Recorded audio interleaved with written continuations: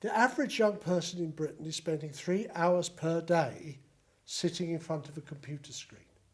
Now, when you add the hours they spend in the classroom and the hours they spend commuting, and then you add to that the time they spend in front of television watching drivel, you put all those together, you realise how little time actually young people spend in face-to-face interaction, with other young people, but also with adults.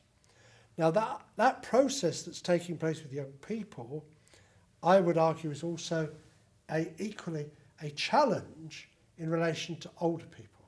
In other words, we're getting segmentisation of society where fewer and fewer old people actually, people mix almost increasingly with people from the same social backgrounds, the same age bands as themselves, and the same social class and the same economic layers. So in other words, I would argue that you see, what I think is youth workers do have special skills and talents, which is that most youth workers know how to bring groups together, they know how to get people to talk, they know how to manage debate and discussion, they know how to, often good youth workers know how to galvanise people into action and activities. I've often thought I'd like to take the passport off every youth worker in Britain for 5 years. I'd take their passports away from them. They'd have to visit places in Britain, they'd have to meet different people, and they'd have to find ways of giving the young people they work with unique and special cultural experiences without leaving the country. There's a challenge for them.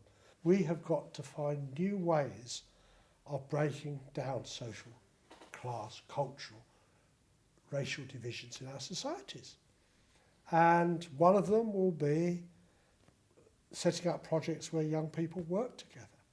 Young people need to be in many different situations as early as possible, and that's been our philosophy, because a lot of young people get trapped in their areas. We've had young people that have lived in this area for 11 years and haven't been on the tube, haven't been out of the area.